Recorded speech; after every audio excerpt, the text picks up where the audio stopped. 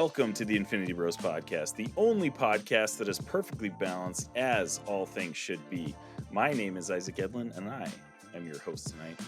And with me, I have a few Infinity Bros. The first one I'm going to announce is very first time being announced as a co-host without being the main host of the Infinity Bros podcast. It is Infinity Bro Max Jarret. How you doing, Max? I'm doing great. Thank you for having me on, Isaac. It's a real treat and honor. Hi, Mom. How does it feel to not be doing what I'm doing right now?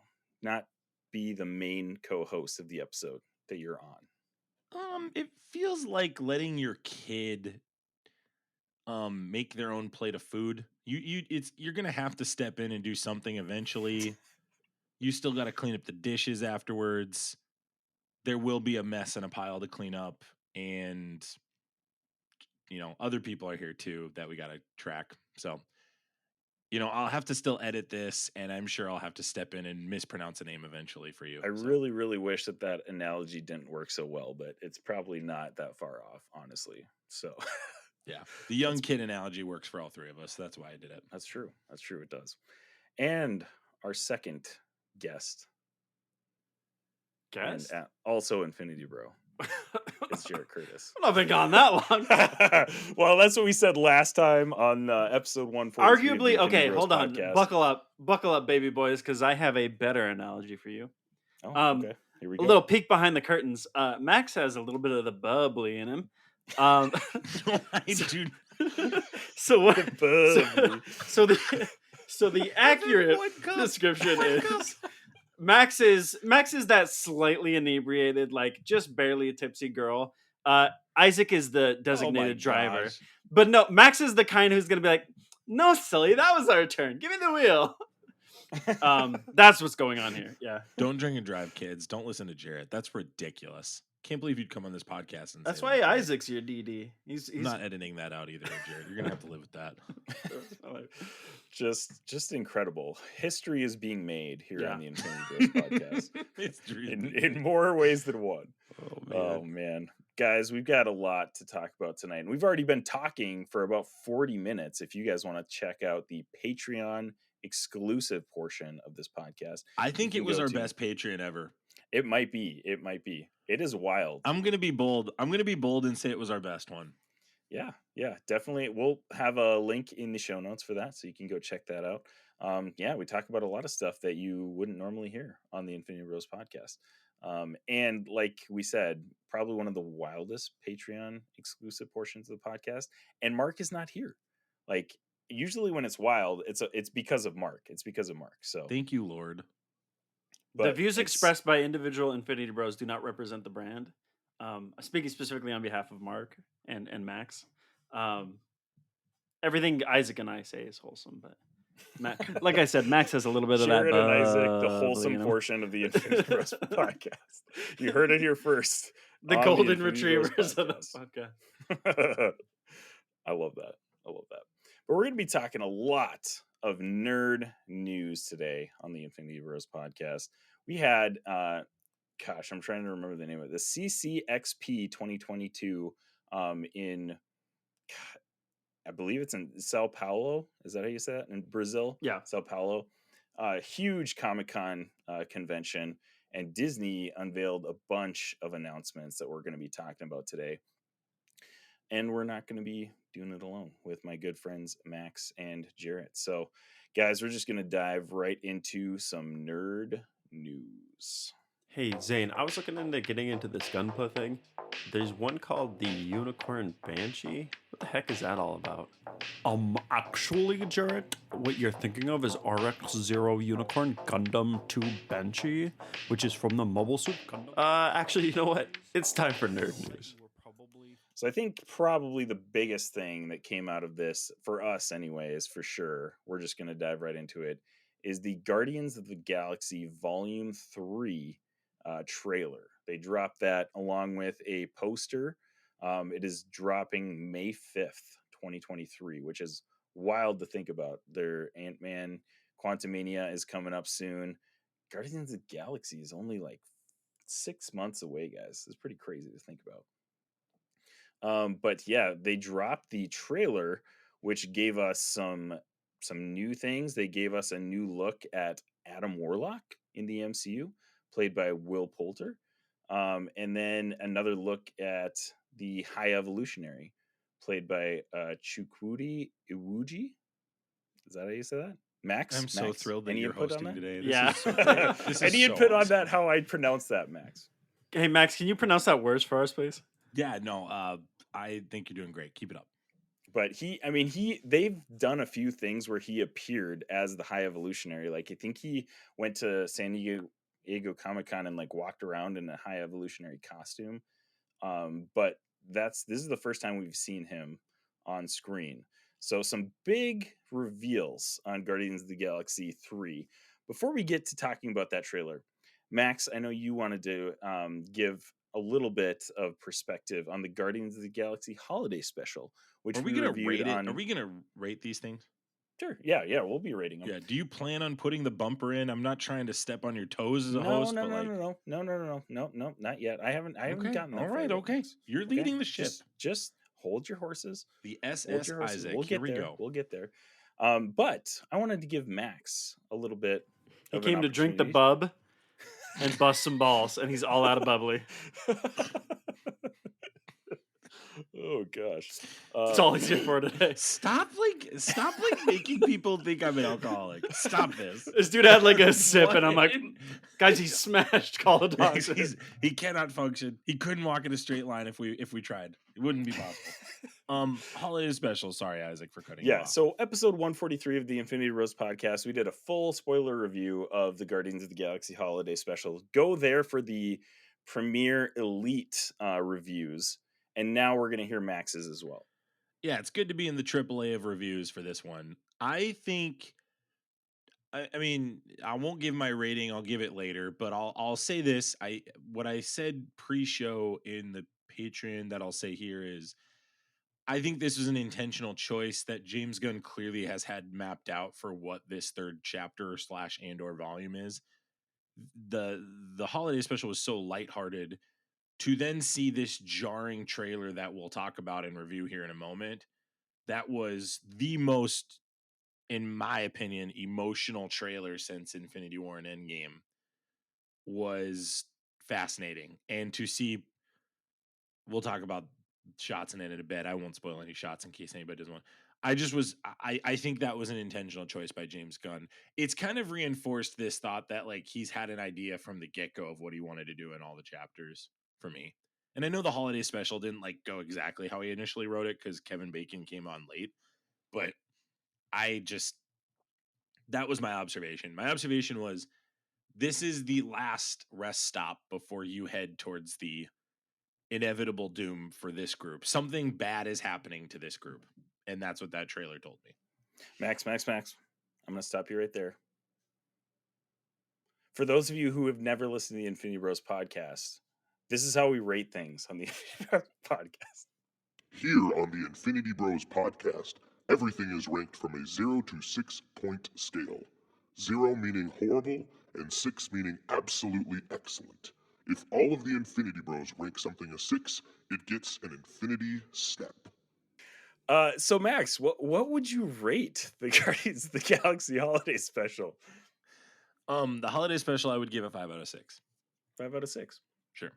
So it was a fun little romp before potential doom and gloom. Yeah, whatever you said, I echo, because when I listened to it last week, I was like, oh, I completely agree with what Isaac said. Yeah. Jarret and Robbie were very, very positive, very optimistic, gave it 6 out of 6, which I think it was great. I think it was awesome. Do you think you're going to go back and rewatch this every year in Christmas? Yes. Like, do you look at this as one of those kind of repeatable Elf Christmas vacation movies? Here's the thing. It's 44 minutes long. So yes, I think it's a very rewatchable movie or special. If it were an hour and a half, maybe I wouldn't feel that way. You know, like I don't know. Like it's easy to watch and it's fun. You say that. It's fun because it's one of those specials that you could throw on in the background and not really have to pay attention to me. So I think it's a fun. I don't know if I'm going to watch it again next year for Christmas, but I think if it was an hour and a half, that would have changed it for me. You think it would have made it better if it was an hour? Oh and a half? yeah, I think an hour and a half would have been great for this one. An I hour and a really half do. of Drax and Mantis yelling at each other. No, so would here's make what it he needs. better? Let me translate because Max is on the bub. Um, he needs an he needs an extra 45 minutes You of like are thick, I'm gonna quit. swole Groot. Just Swole 45 Groot. minutes of swole Swole Groot. Groot was great. Just Swole Groot flexing was in the great. background. Yeah. Robbie was just ticked that Swole Groot. He was not there because having it for sure. He was so jealous of Swole Yeah, Groot. I know. Robbie, Groot has any growth as a character, and Robbie goes ballistic because only DC characters can have growth. I think that one thing I would say is in the rebuttal of like an hour and a half movie, I would have loved to see the Guardians of the Galaxy special explore things like how did Nebula get Bucky's arm? I think that would have been a fun 10 minutes. Oh, sure. Yeah, that would. I think there was more to dive into with Peter and Yondu's Yondu. relationship. I think they could have given me another full scene of that. I think there were scenes that could have been put on this. I think Werewolf by Night, I don't know what the runtime comparisons are, but Werewolf by Night accomplished a lot of storytelling in a very short time. Whereas this kind of felt like one story that was fun and goofy with a song at the beginning. I actually disagreed with Robbie's take on the song at the beginning. That felt like a waste of time to me. I was like, let's get to this. The music stuff is like, okay, whatever, we get it. We're mocking Christmas and humanity. And that's what drops my rating to a 5 out of 6, is I'm just not a musical guy. It's just not my thing. So I would have just liked a little bit more. I think I wanted 10 more minutes. Yeah, so if you guys want a full analysis of the Guardians of the Galaxy Holiday Special, go back to episode 143 of the Infinity Bros podcast. You can check it out. From here on out, though, we're going to be hearing some things from the trailers and things from the CCXP 2022 that potentially could be spoilers. So we're going to put our spoiler bumper right here. This is Prepare yourself. an Infinity Bros Prepare yourself. spoiler warning. So if you don't want to listen to what potentially could happen in Guardians of the Galaxy Volume 3, or in Mandalorian Season 3, or in Indiana Jones, the 5th movie that I'm forgetting the name of right now, Dial of Destiny, maybe skip this episode or put it on pause. Go check out what all that stuff is all about. Or, just get to the good stuff of the Infinity Bros podcast. But anyways, we're going to be talking about a lot of that stuff. So here is your spoiler warning. Well, guys, Guardians of the Galaxy Volume 3. Let's dive right into it. They gave us a trailer. We got a look at High Evolutionary and at Adam Warlock. First thoughts, Jarret, what do you think of the third one? I love this. I think I want to talk specifically about the characters too, because they're kind of throwing a lot at the wall. And I think Phase 4 has suffered in a lot of ways. And I think they need to start really bringing in the big pictures and sort of bringing it together in a way that makes sense. Because right now it just feels like so many loose and disjointed stories that unless we have a glue that binds it together, it's going to continue to sour in people's mouths. So Adam Warlock, I talked about it. Like, I thought the casting was kind of buck wild, and then once those first pictures came out, I was like, okay, I can see it. And this sort of drives that home for me. I think he looks great in the trailer as well.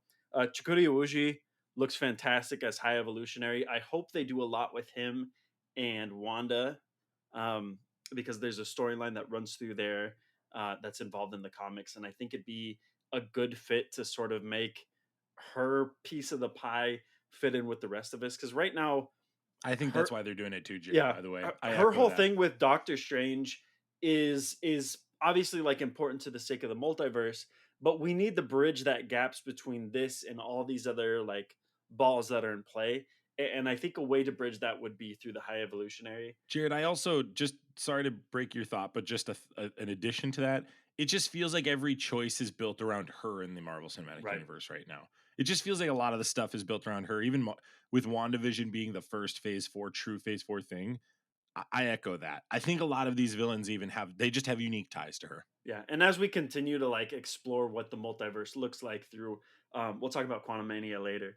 There needs to be that driving force, like the gravity that pulls this all together. And like you said, having it be Wanda and WandaVision and all this other stuff involved in it, I think is an interesting way to take this. So yeah, commercial looks great.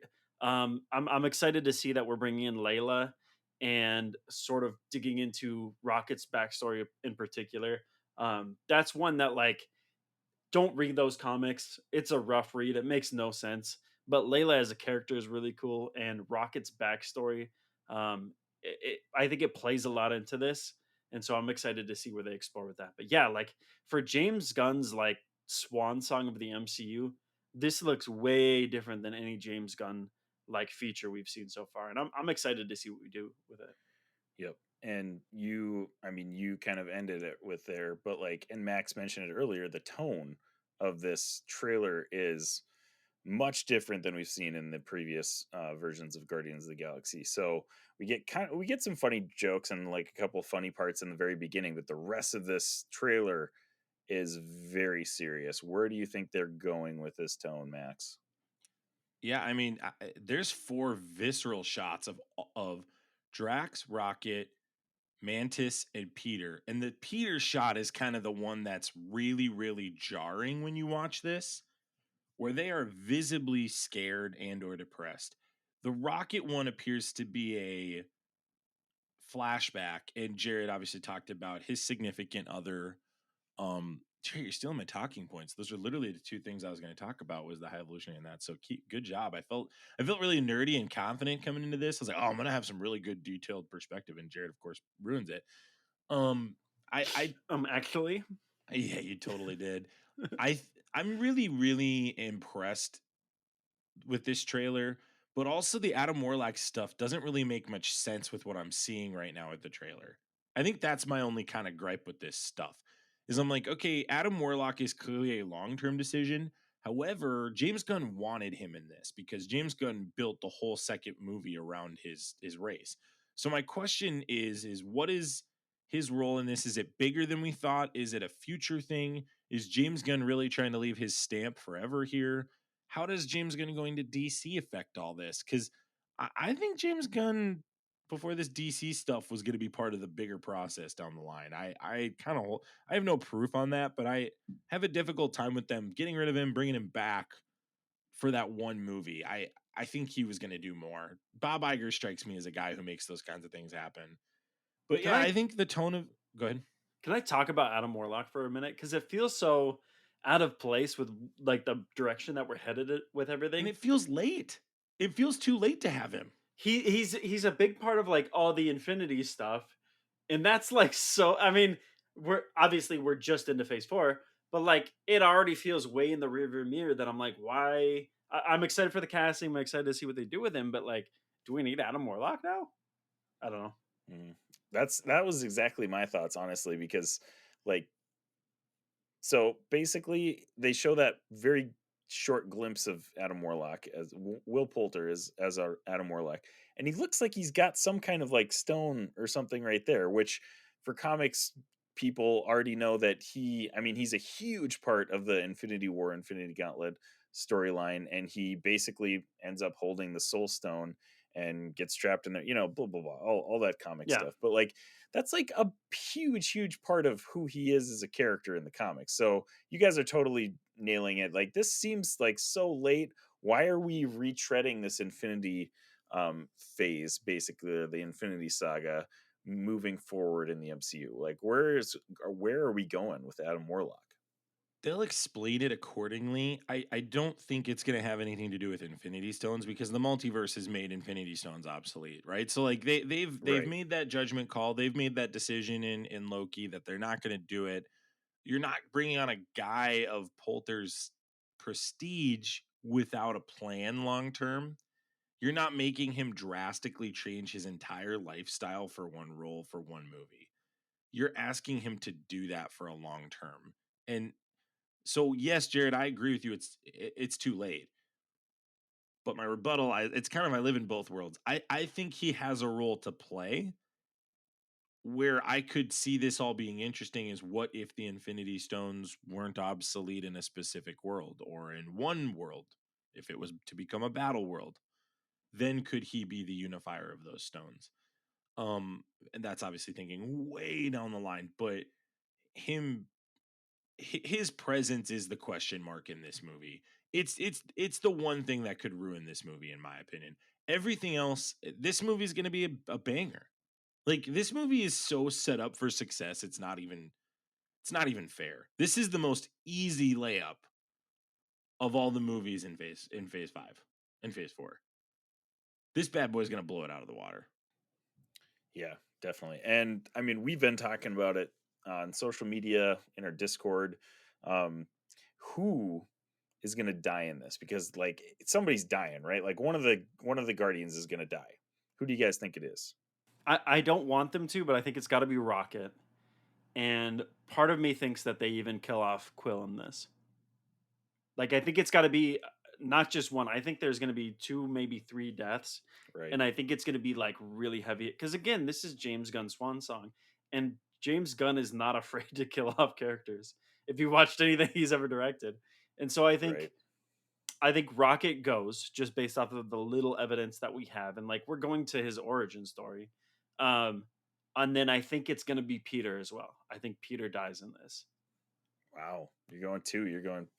No way they kill Peter. I'd push back on that. I'd be willing to make a small wager on that. I just the reason I don't think that Peter Quill goes is he that there's just no way that they're letting him walk for long-term movies, Jarret. I just if they're gonna have another Guardians of the Galaxy team, him and Mantis feel like the layup of the next team. It's Drax. Batista wants out. Batista wants nothing to do with this anymore. You don't want to put yourself in a situation in a multiverse setting where he could come back as another character. And then he's not there and people are like, where's Drax? You kill him off. End of discussion. I do think Rocket dies. I think Gamora could die. I mean, she kind of already did, but I'm saying like do it again. Like get her back in and do it again because that's Peter's legacy. Peter's legacy is he lose everything he loves. I think Gamora dying once kind of loosens the stakes of it, where it's not as like Sure. like this isn't Sure. our Gamora. We don't have that. I'll explain why I think Peter dies. One is like this is the end of the galaxy, Guardians of the Galaxy as we know it, right? And so there has to be sort of a new team, and Guardians has always been Peter's story, right? Peter is the character. And if you look at the holiday special, even though like the focal point is like it's his holiday and he's the one getting the gift, it is like he's not in it as much as Drax and Mantis. And the little bits that he is in there is just like the MacGuffin to have this whole holiday season. So I think they're preparing us for like what might Guardians look like after Peter Quill is gone. And that like I think they kill him off. I just don't see it. I don't see it. I think he has to be part of that new team. I get behind what you're saying with Gamora, but I think he's got to be on that new team. I just don't. Here's what I say. I think Rocket seems like the likeliest choice because we're going into his backstory. We already are pretty emotionally attached to Rocket, and if we're getting into his backstory, like that's going to make the most emotional impact in this movie. That's where I'm pushing back on Drax, Max. I don't think Drax, if he dies, I don't think he makes that big of an emotional impact on us as viewers for sure. Firmly disagree. I don't feel like Drax is the guy that's gonna make everybody cry during the movie theater. Like I just don't think that's gonna be it. Rocket's gonna be that guy. I think the general audience loves Drax. I really do feel that way. I think Rocket's impact is the biggest one. You're absolutely right. I think Rocket is a second act death. Or end of the second act death. Do you think Drax is going to die like right away? And a third act revenge fight on oh my goodness, the High Evolutionary. That's where I see the Drax death occurring, and that's where I see Gamora and or Peter working with Mantis to rebuild this team. you have to leave the team in shatters in shambles. Like, you have to leave this team battered and bruised to rebuild it. You've got to do that. So, like, people got to die or go away. Mm-hmm. And the other thing is this. Here's the other part. Peter, Quill, and Gamora could go off and live together and be done. That's the other thing I could see. True. I could see them falling in love and moving on, and then it's Mantis. Mantis is in charge. Mantis is the one that rebuilds the team. Yeah. What's James Gunn's brother's character? The one that has Sean Gunn. Yeah. what's Yondu's his Yondu's gift? Krager, something like that. Yeah, whatever his name is, Kraglin. Kraglin. Yeah. There you go. I could see him and Mantis being in charge, and then what you do is in this Secret Wars movie, you bring him and Nebula back, or him and Gamora back. Mm-hmm. That's kind of what I realistically see in this circumstance. I just don't see how they can kill Peter. I just do not see how they can do it. I think you've got some good points. I would not be surprised if Drax died, but he's not going to be the focal point. I think that would be Rocket for sure. I think Rocket would be the emotional third act of this movie, no question. Yeah, I think he would be the emotional third act death. Drax would be like oh no, oh, we got to rally our team together and like finish this guy off, and then Rocket dies at the end, and that's when it's like, oh crap, end of the movie. I don't know, going into bigger things with the High Evolutionary potentially leading into Secret Wars. All the stuff that we've been talking about for ages on the Infinity Bros. Maybe one of them is a Skrull. I don't know. Skrull watch. Like who's a Skrull? Probably not. No, I don't think it would. Don't be ridiculous, Isaac. You need to stop doing that. That's ridiculous. How dare I? I will say this too. Like, if they don't kill Rocket, it's still gonna hurt. I think this backstory is gonna hurt. I think this backstory is gonna hurt a lot. Absolutely. And they might not kill him, but they might really hurt us by watching him suffer and be tortured. Yeah. Yeah. But make no mistake, somebody is dying. Yeah, definitely. I hope James Gunn's got the guts to kill multiple. I hope it's not just one. I really do. I that would be wild, and I want him to kill multiple. Either. I really do. I think Drax and Rocket are good choices. Peter, I think Peter would be a bold choice. I could see it happening, but I think he's lower on the odds list of who would be. I think Chris Pratt wants this MCU thing too much. Yeah, I think he likes his role. I think he does not want to leave. They're all obviously very committed to James Gunn, but I think Chris Pratt wants to be in these Avengers movies. Yeah, I think so too. All right, let us know what you guys think of Guardians of the Galaxy Volume 3 trailer. Next thing that we're going to talk about is Ant-Man and the Wasp, Quantumania. So they didn't reveal. We already got a trailer a while back, which now that I'm thinking about it, I don't remember. Maybe Max, you and Mark reviewed it on the podcast. I don't remember off the top of my head, but that was a while ago. What they revealed at CCXP was a few more extra footage. They didn't really call it a trailer. But basically, this is not released on social media. This is just something that was exclusive to the convention.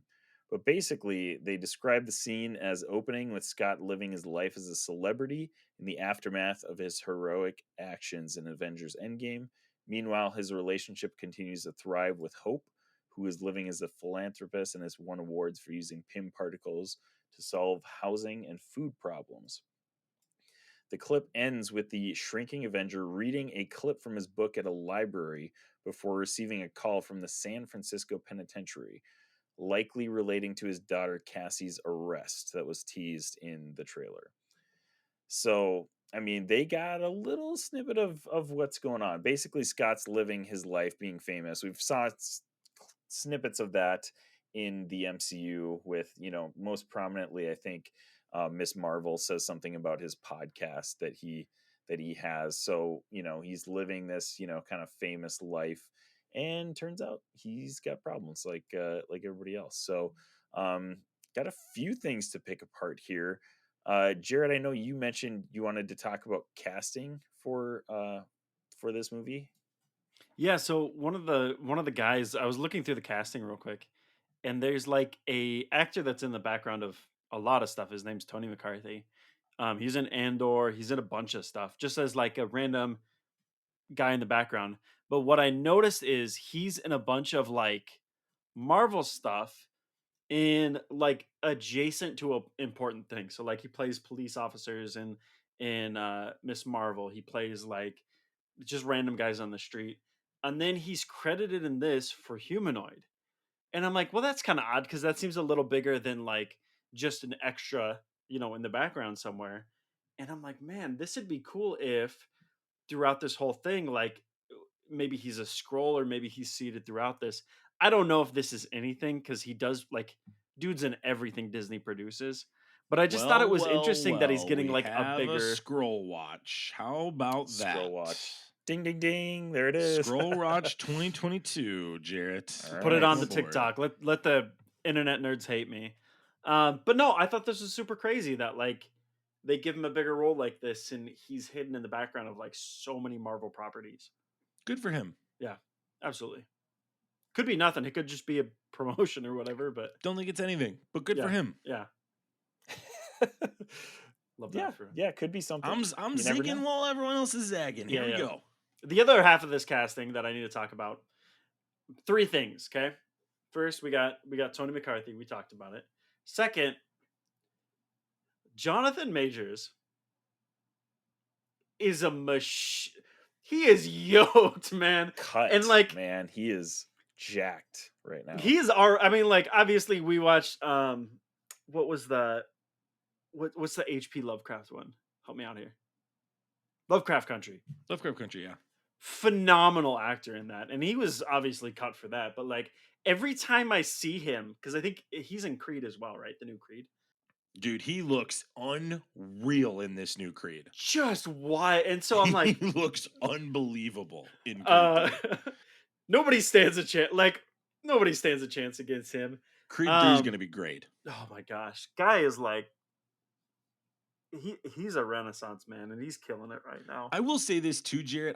I think they really say what you want about Phase 4, but the Loki season finale is still one of the greatest moments in the MCU history, and a majority of that percentage of reasoning is because of Jonathan Majors. Yeah, he already appears to be the perfect main stake villain of this whole thing, and this trailer continues to showcase that.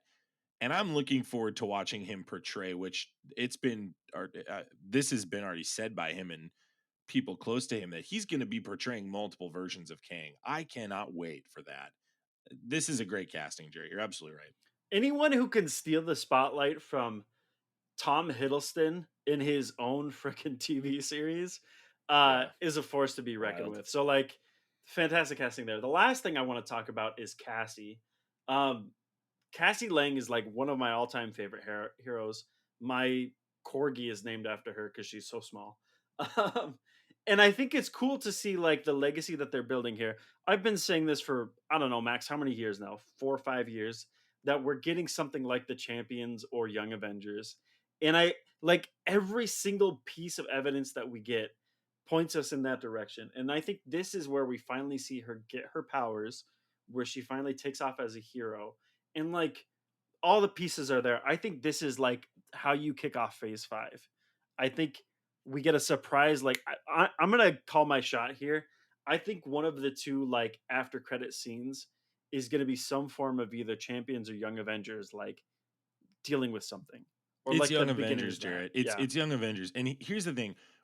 I personally get frustrated hearing the argument that Phase 4 is a waste of time for people. Yeah. Because this is you have to start this whole process over, and it required significant legwork. And yes, I can concede that some characters just did not work, or the movies did not work. For me, that was WandaVision and Doctor Strange. But for other people, it was She-Hulk and it was these other properties. What you cannot attack, though, the argument of like there's no connecting points, you're nailing it. There's been connecting points. Every single one of these shows has a Young Avenger in it.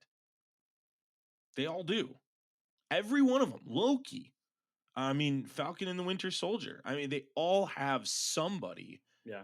that could be WandaVision. part of this collective team, whether that's in a Secret Wars setting or in a TV show setting. And I don't know what's going to happen with the Bob Iger thing and Disney changing. And there's rumors that they're going to go for quality over quantity now.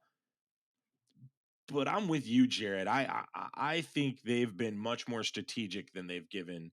People are just upset because it's not what they wanted. Yeah. And they took a lot of risks with this phase. You know, I think a lot of people after Endgame were like, "Oh, superheroes, like it's getting so tired and superhero fatigue, blah blah blah blah." Blah." Marvel tried to counteract that by doing some interesting different things. Did a lot of them not work? Probably. But I think they did a good job of experimenting with some of these shows and doing some different things.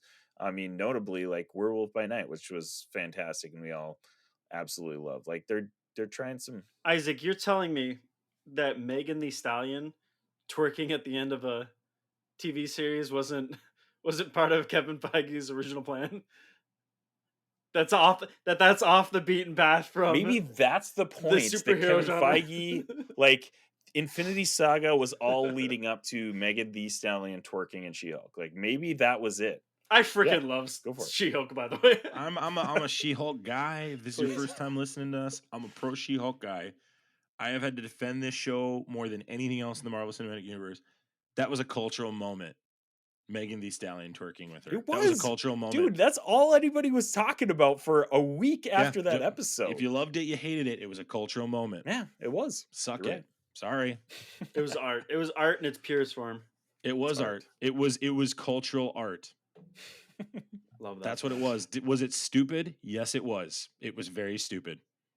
Gosh, did you ever think, Max, that you would be defending Megan the Stallion twerking Not a chance. on the Infinity Bros podcast? No. And the inception of this podcast, what, 3 years ago or whatever it was. Here we are. What a beaten path. Also too in the Ant-Man conversation too, just to add on to what Jarret said, is this Mark and I have talked a couple times on this show about the opportunity here to kill Scott Lang and really, really make Kang set apart. I mean, I'm pretty close to locking in that I think he's dead in this. It's a similar argument to the Peter Quill argument of like, how can you get rid of this guy? But Kang is yet to have the Loki moment was jarring and cool, but he needs his Thanos moment. He desperately needs his Thanos moment. Can I touch on this? I think killing Scott would be a great opportunity. Go ahead. So I think we kill. I think you're absolutely right. I think we kill Scott off. I think there's a time where you have Stature, you have Cassie do her thing, you have Wasp still doing her Hank thing. Hank Pym. I honestly think I don't know if we need another Disney Plus TV show with like the weirdest plot, but maybe you get what was the irredeemable Ant-Man, Eric O'Grady or whatever. I don't know if we get that. Maybe he's a side character in Thunderbolts or something. Honey, I Shrunk the Kids. But I think Ant-Man, you do that and then find a way later on to give him like the goofiest, dumbest like version of On Your Left. Like whatever the stupidest moment of that is where he comes back, but it's like it's Paul Rudd, so it's not like heartfelt and emotional. It's just like, hey, I'm Paul Rudd. Oh, I think it would be heartfelt and emotional. He's such a cornerstone of this universe at this point. I mean, Sure. he's such a reason that Endgame happened, right? I mean, they built that story around his disappearance and around where was he in Infinity War. I think it actually could be more emotional than you're giving it credit for, Jarret. Maybe emotional isn't the right word. Maybe serious is the word. Yeah, serious I think is fair. It would the tone would not be Sam Wilson, Anthony Mackie on your left through an intercom. Yeah, you're absolutely right.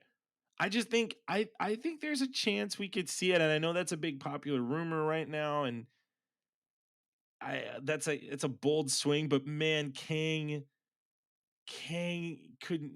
is gonna save this, guys. Kang is gonna save all of this. This rhetoric of the MCU. Jonathan Majors is gonna save the MCU.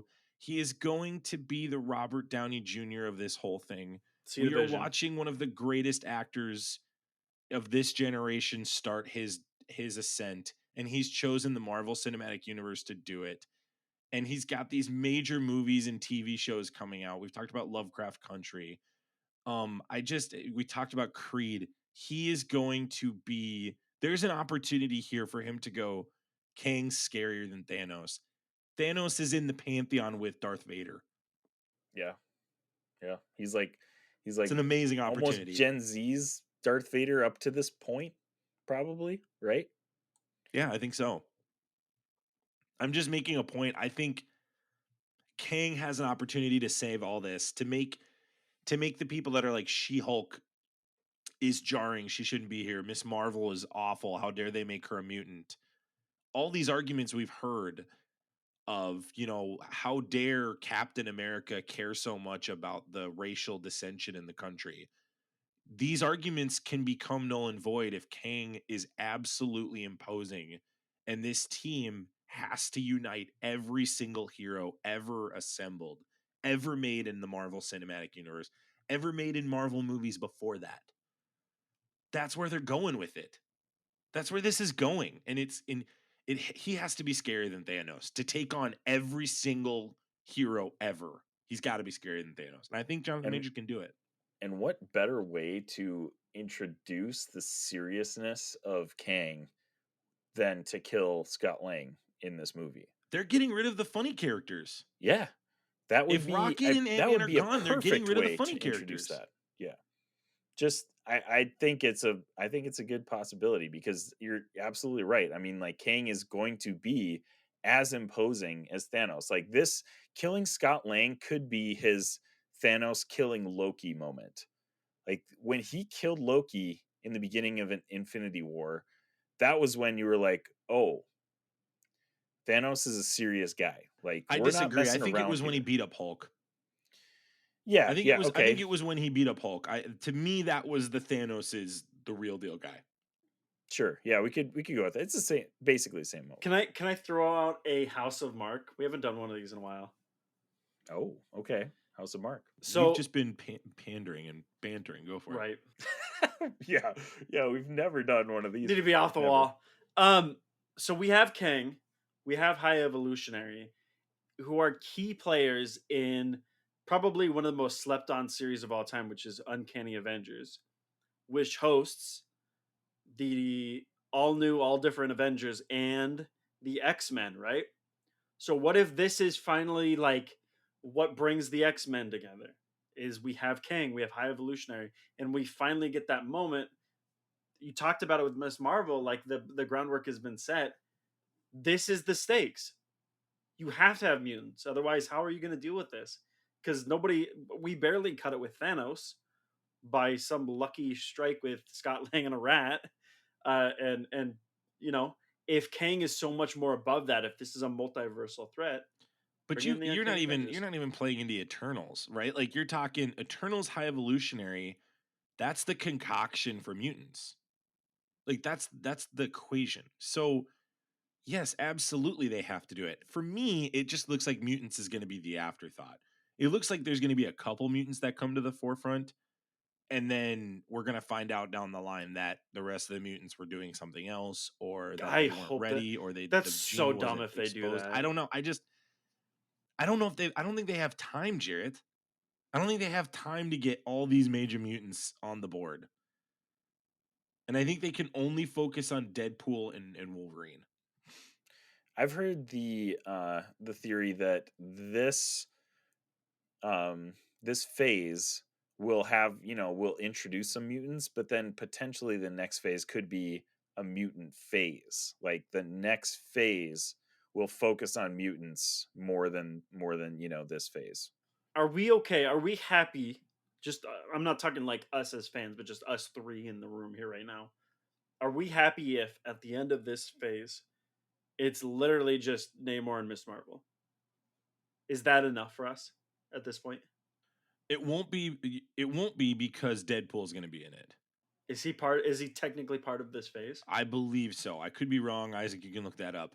As far as I know, he will catch the end of phase 6, I believe, like before Secret Wars drop, because Secret Wars and the sequel or whatever are going to be the last 2 movies in Phase 6. They had like 5 or 6 unnamed projects before that, and I've heard them say that Deadpool 3 is going to be one of those projects. So, according to all the speculation, Deadpool 3 should be in Phase 3 or Phase 6, excuse me. But yeah, who knows? I mean, nothing has been announced at this point, but Deadpool probably will be in there. Would we get a Wolverine recast before that, or are we just going to see Hugh Jackman Wolverine in Secret Wars? No, Hugh Jackman's there for Secret Wars. They don't have runway to do what you're talking about here, Jarret. They just don't have the time. Right. And they made their bed. They made their bed. They made the decision to go full tilt Secret Wars, here we go. And we're excited about it, don't get me wrong. Right. Well, and they really had to. They really had to, because after Endgame, what are you going to do that is going to get people as hyped as Endgame was? The people were already stuck. We were already stuck with Marvel. We were already with it. I still to this day, the superhero fatigue argument's hilarious. It's not superhero fatigue, it's information fatigue. That's true. We're fatigued as a people just informationally. People love this stuff. This is the mythology of our culture. That's what it is. And even to hear Tarantino say, like, people don't like actors anymore, they like the heroes that the actors are portraying. I'm like, that's a good thing. That's a very, very good thing.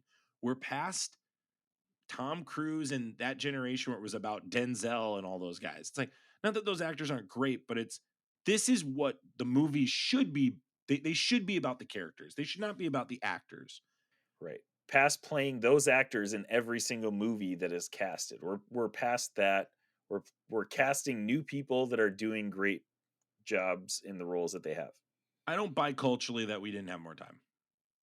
And I'm not mad. I'm not mad that we don't have more time either. I like the plan we got. I think it's fine. I trust Kevin Feige. I've also been significantly more graceful on how Marvel's handled things than other people.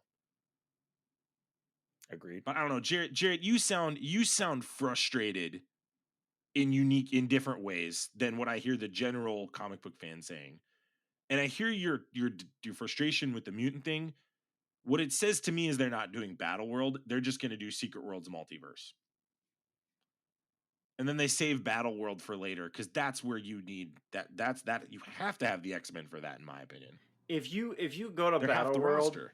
Yeah, I feel like Battle World is something we earn down the line, and like, it's hard for me to imagine us getting Battle World and then not that being jumped. Like, everybody says that Endgame was jumping the shark. I think Battle World is a stronger case for that. If we got Battle World, I think everything after that would be hard to come back from. But oh yeah, because that was where, like, not for nothing, I think a lot of the stuff post Battle World, as far as comics goes, are still great. Read anything Jonathan Hickman X-Men, or Chip Zdarsky, or however you say his name's Daredevil. But a lot of people fell off at Battle World. It was like this cool event, and then they're like, all right, we're done. 616 is over. Like, so I think you're right. I want too much. I'm spoiled by the things that we have gotten, but I like mutants. I've always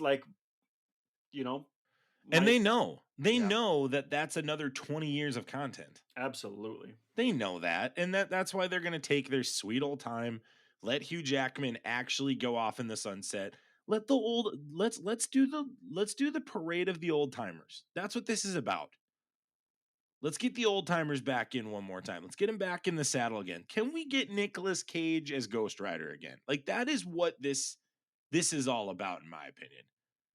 Right? This is like, Isaac's manifesting. Yeah. This is getting the 35-year-old positive guy, vibes sending to Kevin Feige to get Nick Cage back as Ghost Rider. It's Eric Bana as Hulk. That's what they're trying to do. Whether you like it or not, that's what they're gonna do. They showed this to us already with Spider-Man. And also, too, like, the X-Men aren't nearly as important as people make them out to be. I think people are going to be graceful of this process. I think we need X-Men. People are, the X-Men are great, but they are not quintessential for the future of this MCU. They're just You not. just spoke fighting words to Jared. They're great. Don't get me wrong, but Here's a little side detour. We've been talking about X-Men.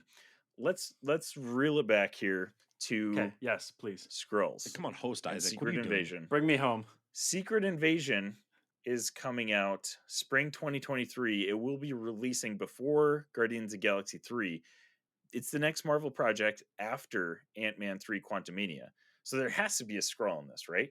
Like, they have to do something post-credit wise is probably going to lead into Secret Invasion, I would assume. Because there's going to be a big payoff. Kang's going to probably kill Scott Lang. That's going to be the big, like, oh, hey, Kang is the guy now. Like, we're looking for him in all of these coming movies and stuff like that.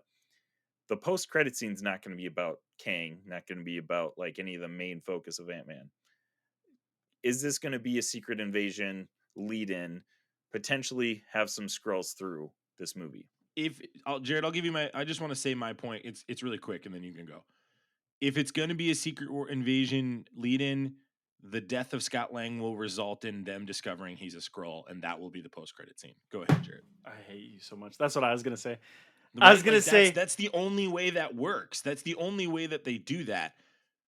Or like Hank Pym is the one that dies, and it's like, where's the real Hank Pym? Yeah. So I mean, like, that's the thing is, like, in the comics, they find Elektra's body, and it's not Elektra, it's a Skrull. Like, I think Kang just like absolutely works them over. Has this like, and I want it visceral. I want it like, I don't want He Who Remains, right? Yeah. The Thinker. I want him to like, I want Jonathan Majors to like punch the crap out of somebody.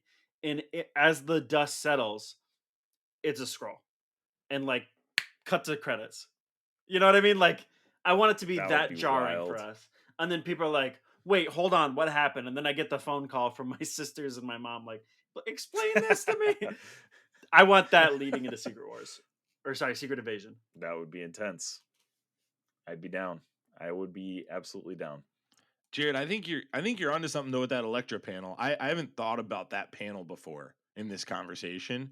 That absolutely is happening. It's just a question of who the character is. Who do they kill? Right. Yeah. And it's got to It's be gonna somebody be- that we trust, because that's the thing. That's the thing with Elektra. It's got to be is, like, someone everybody loves too. Yeah. It's got to be someone everybody loves. Do people love Hope enough to? Hope would be a great candidate. Hope would be a candidate, I think. It's got to be Scott, though. I feel 'Cause like that's right. I don't. Well, Scott's gonna die, right? Like, very likely that Scott's gonna die. Would that lessen his death if he's a Skrull? It probably would, right? So, like, if he dies and they want it to have the emotional impact that we want it to have, he can't be a Skrull. So somebody else has to be the Skrull. Yeah, I think maybe it's just not anybody from Ant-Man. Maybe it's just Maybe some random. maybe there's bystander or some something. interaction at the end of the movie with Nick Fury, and then the post-credit scene is Nick Fury talking like he's dead. Who? And it's Wong, and then like it's Wong's a Skrull. One of the big Avengers is a Skrull, and it's like a major plot point in. It's Hawkeye. It was Hawkeye in the because comics. because remember then yeah, it was that's right. Nomad, not Nomad, Ronan. Ronan. Thank you. So what if it's? I mean, what if Hawkeye makes like a? I feel like we're getting a little far fetched here, but what if Hawkeye makes a cameo and he gets absolutely just eviscerated, and it's a Skrull? I don't. I feel like people aren't as invested in.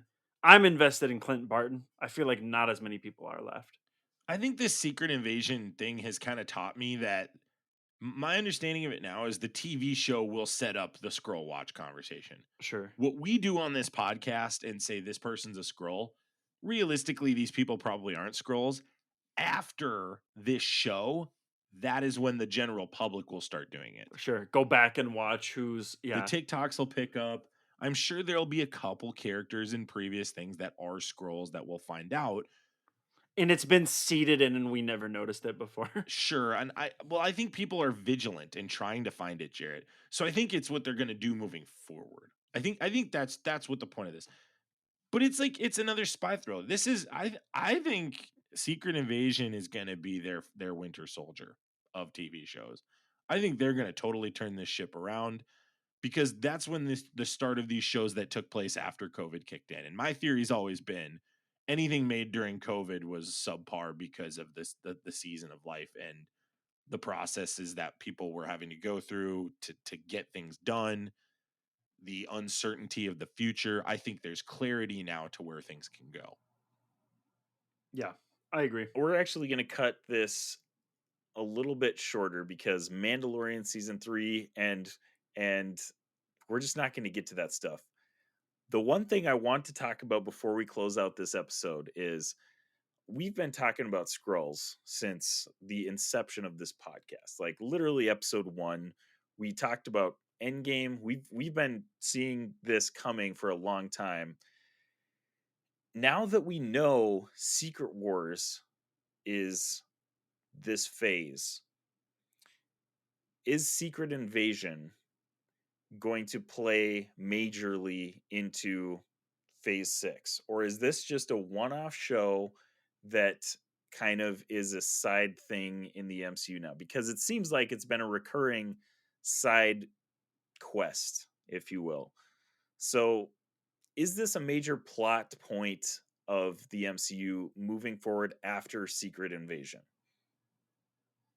I think to some degree it's the Loki of, like, it's a nice thing to think about for a while, and it's like the big bad for a little bit, but ultimately I think the focus is always like what's going on with Kang. Like, it's a distraction for sure, but at the end of it all, Right. what brings us home is Kang. Mm-hmm. But I Right. do think we need like a Loki or a Ronan or whatever the smaller villains are that are peppered between. We need an Ultron, right? And I think you have an opportunity to make it whatever the Avengers, threat is currently. The theme so far too has been no Avengers. Like the Avengers just don't exist. They're a has-been team. They're a Hall of Fame relic. They're a symbol, right? So I think right now, as the Marvel Cinematic Universe stands, if a threat were to occur, I think all these heroes would fly under that banner. I believe Secret Invasion allows them to tear that banner apart. I believe Secret Invasion allows everybody to stay separated and stay scared of each other. It allows the Daredevils to be really, really nervous about helping, right? Like, because the question's always, where's this person? Where's this person? Well, if there's a significant high level of distrust when you're adding all of these different heroes to the pile, I think it's a lot easier to defend. Like, why would Daredevil go help them? He doesn't know if he can trust them. I think you're onto something too. Like Why one would of the best. Shang-Chi step into that? Yeah, one of the best parts of Civil War as an event that we didn't touch on at all in the movie is like these splinter factions of like what happens to all the Avengers that are in exile, what happens to the street level Avengers who don't want to register and all this. And we've never really gotten that other than like a couple scenes in a couple movies. And I think this is the way to, you're talking about it exactly right now. This is the way to drive home that paranoia and say, look, this is why the defenders aren't helping with this or whatever. This is why the champions can't trust the all different Avengers or whatever, because we don't know who's a Skrull, and like these people trust each other, but this camp doesn't know about this camp. Like, what if Captain America's a Skrull? Miss Marvel doesn't know. How would she know? Nova doesn't know. And I think that's a cool way to handle really that. drives home the point with Spider-Man. Yeah. If Sony and Marvel want to keep Spider-Man at arm's length from everybody else to let Sony kind of make their own thing, they can do that now. Yeah. Build up the I don't think it's crazy to say, why is everybody doing it after this show? But this show looks so good. I mean, there's just I'm locked in. The trailer, it looks tremendous. I mean, I really think I think this next phase is going to clean up all this mess in phase 4. I really am optimistic about it. They got the right villain. They got the right side quests going. I like the lineup. I know a lot of other people don't like the lineup. I like the lineup. Yeah, I'm with you. No, they have, and they brought in Emilia Clarke from Game of Thrones. They brought in like some. She will for sure be a bad guy. She's the queen. She's got to be the queen. Yeah, that's what I was thinking too. Oh my gosh, that would be fantastic. He loves you. She's gonna say it. It's gonna be the last line of like episode 4 or 5, and it's gonna be her killing Talos or something, and it's gonna be. It's going to be all over Twitter. Go ahead and book it right now. Can we say, okay, so I watched Rogue One again with my kids, my students at school. Great and movie. the fact that like we have Ben Mendelsohn in the MCU, and we've only so far really seen him really in one movie, and obviously like peppered throughout as Nick Fury, in like the extra scenes or whatever. But like, let that dude stride. Let him out, man. He is a I phenomenal agree. actor. Let him go. Let him and Samuel L. Jackson do this thing. Don't like the idea that other people from and I'm sure they'll bring in other properties and other people, go for it. But like, you don't need a ton of Marvel people in this. Let those two be the ones trying to figure it out, and let this movie end with them not knowing who to trust. Whew. Yeah. I love That'd that. be Like, intense. I think of the panel, Jared, of Age of Ultron, where Black Widow's hiding in a bunker that Nick Fury built, and it's just pictures of everybody with X's on their face. Yeah. That's Yep. what I want to see. I want to see a Nick Fury like an Original Sin who just creates so many life model decoys of himself that you don't know where he is. You don't know if he's dead or alive ever.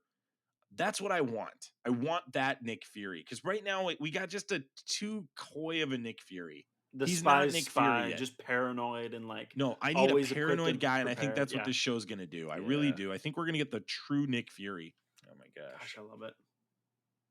I did not expect this episode to turn into a reality stone, but here we are. This is a really strong episode for us. I love it. I'm just And being Mark real. is going to be sad. He's going to be I sad feel like that he Jared wasn't and on I this really episode. got a lot of like. I feel like we had some very strong conversation today. We're just chewing through it.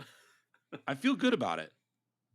I feel good about this Mark one. it I really down in do. the history books, ladies and Yeah, gentlemen. put this one in the Emmys for sure. I'm telling you, it's because Mark's not here to make it bad. We got to get Not Max here on to the bubbly screw it more up. often. I'm not on the bubbly. Stop it. What a silly rumor. Oh my gosh. Well, guys, it has been a blast of an episode. Max, thank you for making your first co-host appearance on the Infinity Bros podcast. I mean, Isaac, you did a tremendous job. 4 out of 6. Oh, thank you. Tremendous. 4 out of 6. Oh, all right. That's not the. That was wordage my I would impression of Mark. Speaking ill of a movie. use. Ugh. Just At least I just got a better praise score than the and then- Goofy movie yeah. in Mark's eyes. So Yeah, I that's really all- liked the that's all I care movie. about. Black Adam was good. The kids sucked. 4 out of 6. Love that. Wild.